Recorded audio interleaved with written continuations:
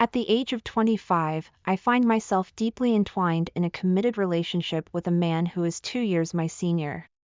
We embarked on our journey as a couple back in 2023, filled with hope and dreams for the future. During the early days of our romance, I was fortunate to have stable employment while he was still in the process of searching for his own job. This imbalance in our financial situations sometimes meant that I had to take the lead in footing the bill during our outings. It wasn't uncommon for me to treat us both to dinner or cover the costs of our weekend adventures. I willingly embraced this role, often telling him that I didn't mind treating him now, as I knew he had every intention of repaying me once he secured a job. Even though he occasionally expressed discomfort over the situation, insisting that he did not want to rely on my generosity, I felt a natural inclination to give. This tendency to nurture and provide has always been a part of who I am. My commitment to him ran deep. He was, after all, my first meaningful relationship. I was entirely invested in what we were building together. After about 9 months of dating, the tide finally turned, and he landed a job. The moment he received the news filled me with immense joy, not just because it marked a personal achievement for him, but also because it alleviated some of the pressure and insecurities that had been weighing on our relationship. I could finally see a shift. He was no longer feeling inferior to me based solely on our financial situations, and that lifted a weight off my heart. Our bond, which had grown only stronger over time, seemed to reach new heights of trust and understanding. As the days melded into weeks and then months, our relationship flourished. We shared countless moments filled with laughter and affection, adventures that felt both exhilarating and mundane, yet every second with him was precious. It was fascinating how external perceptions shifted. My friends often marveled at our connection and the way we navigated life together. Their admiration made me swell with pride, amplifying my own feelings of affection for him. Then came the day that marked 1 full year since we decided to be together, a milestone that both excited and nervous me. The night before our anniversary, I found myself nestled in his room, the soft glow of the moonlight filtering through the curtains. He lay peacefully beside me, lost in his dreams, his face exhibiting a serene expression. However, as I lay there, I couldn't shake off a sense of boredom that crept in, mingling with curiosity about what lay ahead for us. What were we planning for our special day?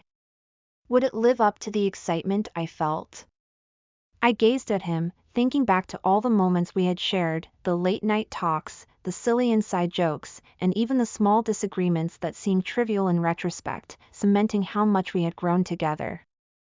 I wondered if we were truly ready to take our next steps, whatever they may be. In that quiet moment, I found myself contemplating what our future might hold. Would we be standing together in a different place a year from now, or perhaps embarking on new adventures that we could hardly imagine at that moment? As I reflected on our journey, moments of uncertainty mingled with the glow of love blossoming in my heart. The question lingered: how would we celebrate this first anniversary, and would it be symbolic of our deeper commitment to each other? Suddenly, my thoughts were interrupted by the gentle sound of his voice breaking through the silence. "Are you awake?" he murmured, stirring slightly.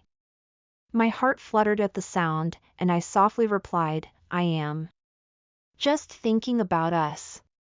He turned to face me, his eyes half open, brimming with warmth and affection. "What are you thinking? You look like you're lost in a daydream," he teased, a smile stretching across his face. In that instant, the connection we shared felt tangible, electrifying even, enhancing the depths of my feelings. I was just pondering the significance of tomorrow, about how far we've come and what it all means for us, I confessed. He propped himself up on his elbow, giving his full attention as he listened intently, his expression turning serious yet still tender. "I feel it too," he said softly. "This relationship means everything to me, and I want you to know that every moment spent with you has been worth it. You've believed in me and stood by me through thick and thin." He paused, searching my eyes, "and I want to show you that I'm committed to nurturing what we have, no matter what. I've been planning something special for our anniversary, and I hope it surprises you." Intrigued, my curiosity piqued, and I couldn't help but smile. The thrill of anticipation coursed through me.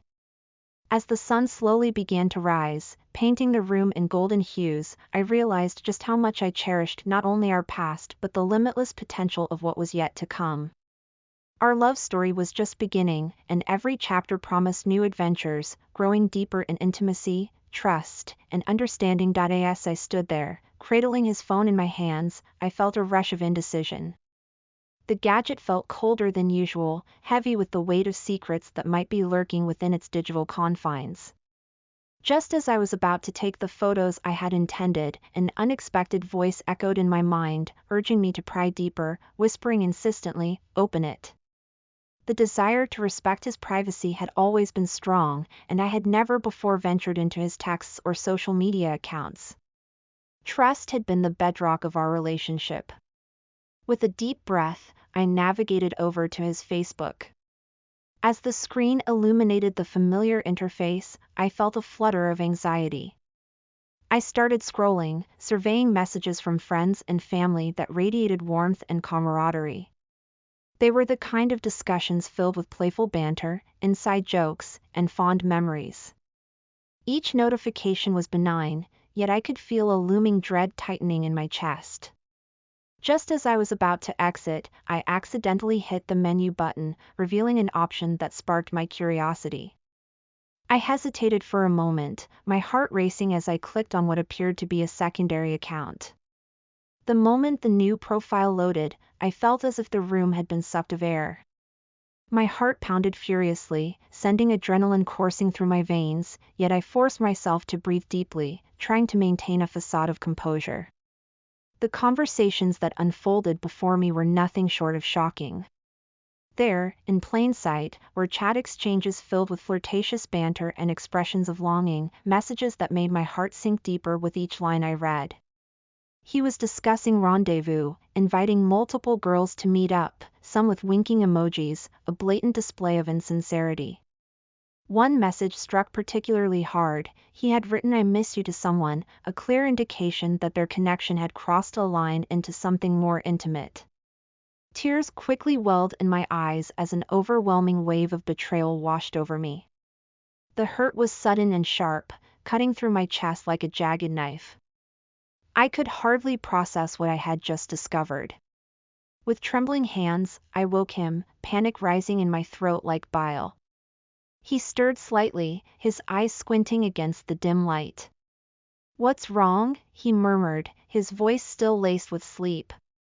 I wanted to scream, to shake him and demand answers, but the words caught in my throat, trapped by disbelief and anguish. I searched his face for a hint of understanding, a flicker of guilt, but found nothing. All I could manage was to steady my quivering hands and return his phone back to him, the device now a harbinger of treachery. "Why?" I asked simply, my voice barely above a whisper, filled with a painful mix of confusion and desperation. The silence that hung in the air was deafening. He didn't answer, and the absence of his words pierced through me more deeply than any accusation I could have made. Instead, we both lay in that charged stillness, an unbridgeable chasm created by the heavy realization of deceit that now loomed over us. My heart felt heavy like a lead weight, sinking lower with every passing second. I longed to hear a reasonable explanation, but his eyes diverted as if he could not bear to meet mine. In that moment, I felt a whirlwind of emotions crashing over me, betrayal, sorrow, and a flicker of anger igniting within my chest. These emotions conflicted fiercely with the trust one had previously clung to. The silence between us strained with unspoken words, echoing the realities we could no longer ignore. Finally, he spoke, his voice low and hesitant. "I didn't mean for you to find out this way," he murmured, as if that trivialization could somehow excuse his actions. My heart ached with every heartbeat, each pulsation a reminder of the trust broken, the love under siege. "You didn't mean to?" I echoed incredulously, the disbelief palpable in my tone. "Was it really that simple?" "Please, just let me explain," he urged, leaning closer, desperation written across his features. But how could I trust anything he said? The walls I had built around my heart began to tremble, threatening to crumble under the weight of his betrayal. Explain what? How you've been leading a double life. How you've lied to me. I felt the emotion rise like a tidal wave, threatening to consume me. How could you do this? I choked out, my voice cracking under the weight of my heartbreak. For a moment, I saw flashes of remorse in his eyes, a flicker of accountability amidst the confusion. But then, just as quickly, it disappeared, replaced by a defensive shield that shielded him from my hurt. I knew I was navigating treacherous waters, grappling with the remnants of our relationship as the foundations began to disintegrate. As the silence stretched between us, thick and palpable, I wondered if we could ever bridge the gap of trust that had now widened into an insurmountable ravine. I sat up in bed, feeling the chill of the night air surround me, grounding me in a reality I had never wished to confront. I hurriedly gathered my things, my mind racing with conflicting thoughts as I booked a ride to take me home. Behind me, his voice quavered with desperation, begging me to reconsider, to stay just a little longer. But I couldn't. I stepped out, my heart heavy, feeling the weight of our argument pressing down on my chest. When I finally reached my front door, the floodgates opened, and I found myself crying uncontrollably. How could he do this to me? Just one day before what was supposed to be our first anniversary. The day arrived, but its joy felt like a distant memory. It was 12:02 a.m. when my phone buzzed, breaking the silence of the night. I glanced down to see a message from him that read, "I love you so much." A surge of emotions overwhelmed me, and tears streamed down my face as I absorbed the weight of those simple words. My heart was a tangled mess of longing and hurt. I hesitated, my fingers trembling over the screen, and finally replied, "Can we fix this?" Before I could fully process my own message, my phone rang. It was him, and the moment I heard his voice, the dam broke. We both cried as we spoke, each sob echoed our shared pain and confusion. We poured our hearts out, discussing our relationship and figuring out how we could possibly mend the fractures that had grown between us. It was a painful, yet strangely cathartic experience. As the days turned into weeks, we made conscious efforts to move forward, but I found myself trapped in a cycle of doubt. Whenever the shadows of suspicion crept into my mind, he was there, reassuring me with tender words and warm embraces. "I'm so sorry," he would murmur, his voice thick with sincerity as he cradled me close. I could see the remorse in his eyes, and while I wanted to believe him wholeheartedly, the remnants of my hurt lingered painfully. There were moments when I felt a twinge of guilt. I had promised him that I would forgive and forget, but how could I move on when old insecurities seemed to bubble to the surface like an unwelcome tide? I was never the type to get jealous easily. I trusted him, or at least I wanted to. I even made a conscious decision to grant him the freedom to enjoy life, allowing him to go on a vacation with his female friend for 2 weeks, trusting that it wouldn't lead to further heartache. He'd be surrounded by laughter and sun, while I would be here grappling with my thoughts back home. And yet, even though I tried to convince myself that everything would be all right, the nagging voice in my head wouldn't quiet down. Images of them together would invade my thoughts, playing like a broken record, spiraling into a whirlwind of anxiety. It was infuriating how my mind could conjure such vivid scenarios that sent my heart racing.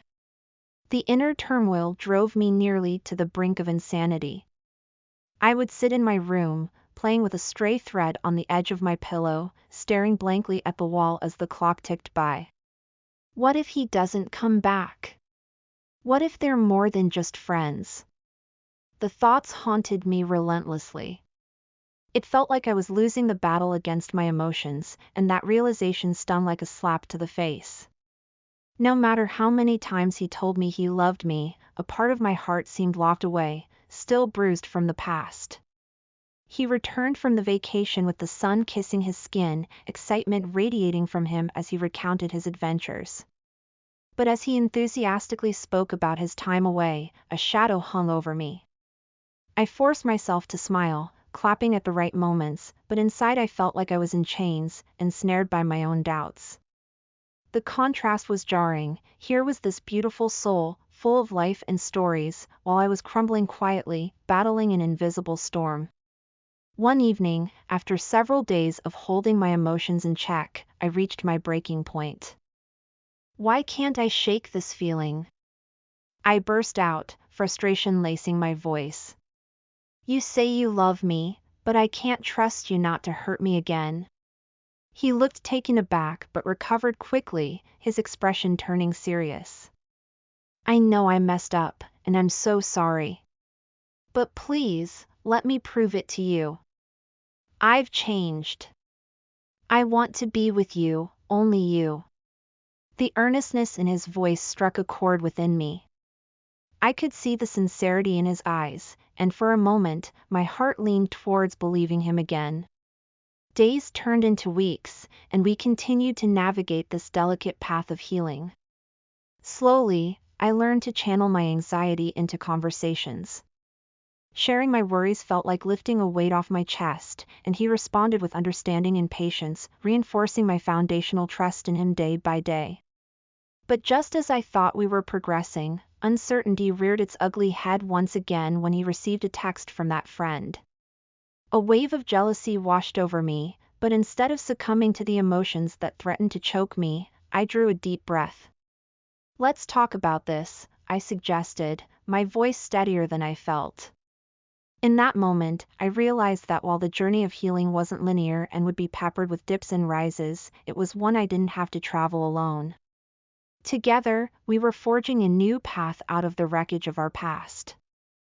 If my story resonated with you, please like, share, and subscribe for more. I'd love to hear your advice on the steps I should take. Keep in touch for future stories.